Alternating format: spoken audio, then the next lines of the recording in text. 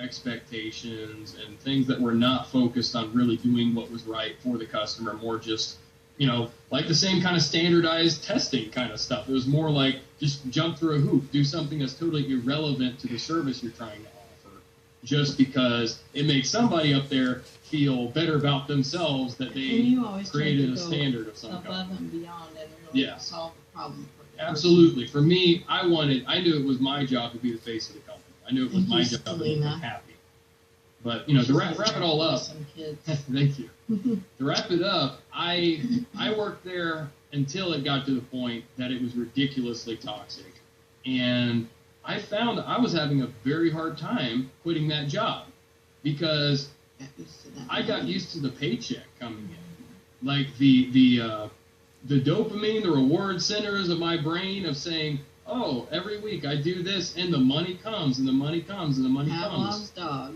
Yeah, Pavlov's dog. I mean, I got trapped in that. And even though it was killing me, I was literally finding myself asking the question, okay, do I want to go with keeping my sanity or making the money and getting this paycheck?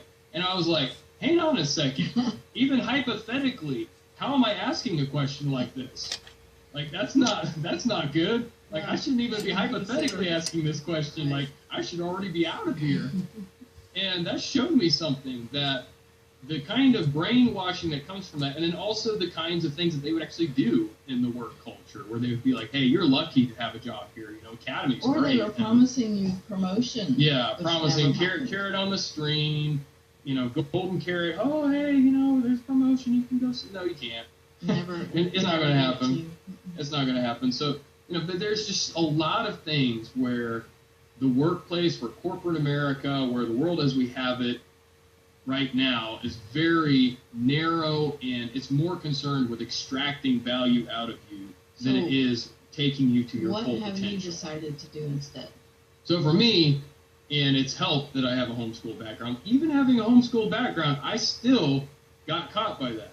Mm-hmm. I still got caught by the whole idea. I didn't even necessarily need the income per se. I didn't need it as much as I just became addicted to it. Bills and rent paid. Yeah, I was not in a position that's I was out living off on my own and doing something silly and unrealistic, trying to be an adult or whatever. It's what's the point? It's so silly. There's another one for you. Another one of those indoctrinations is just so you're not an adult until you go off and collect unreasonable debts and throw yourself into a whole lifestyle where having to pay bills and okay, so that's being stupid is being an adult. Wow, that what it's come down to?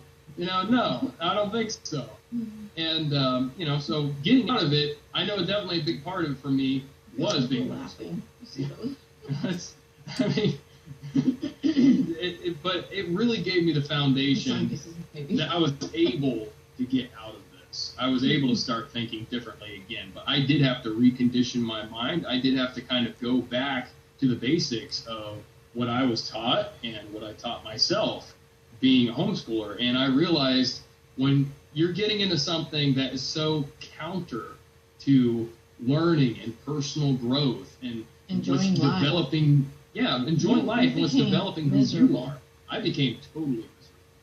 Very, very miserable. And that's something that I feel like the world has come to accept, living in misery, as something that, you just have to do it sometimes. Not everybody's lucky. Some people get to have their wonderful, and then you just have to put up with it and deal with it and try to have fun on the weekend or whatever.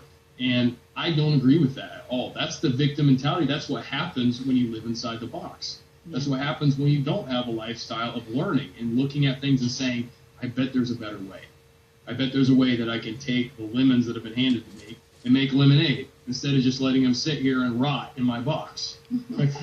There's more that I can do with this here. I like that. It's I don't even like lemons, but hey, I can sell them as lemonade or whatever. Entrepreneurial mindset. And it's not, you don't even just have to fit within the entrepreneurial framework. You can be an entrepreneur in jobs. You can be an entrepreneur in businesses and things that you help other people doing. There's so many opportunities, but you have to be a thinker and you have to be a learner and you have to be someone that sees solutions, not just problems.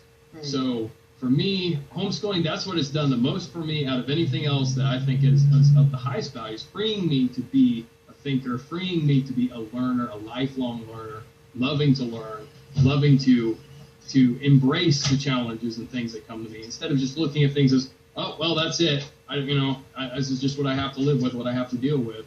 Instead, I always am thinking, you know what? I really don't like this, so what can I do differently? What can I do to use these conditions and use these circumstances to my benefit? Right. And ultimately, to think more realistically, what can I do to add value to others that really improves others, that offers something other people need, so that then I will better my condition? Because that's how it works in the world. You get value for the value you give, and not just because you're thrown in a position, this is your job, this is your task, this is your role in society. Yeah. Now you do it, slave. That's how they want us to think. That was Angel's birthday twin that just walked through there. And yeah, that was Morgan. The Madeline uniform. For sure, but yeah, that for me is the biggest thing that I feel like homeschooling has really done, is setting that foundation, and it totally changes your approach to life. Pig's in it now. The pig just got serious. Yeah, this got serious. Shawn gave me this pig, but I thought we needed some comic relief. And we're probably going to have to. We've been 22 minutes. 22 minutes already, yeah. I can go on for hours and hours. Ding, ding. Yeah, name that kid. Yeah, you did. Name that tune and have to name ship that for her kid. prize now. Yeah, Belinda, let's see. You want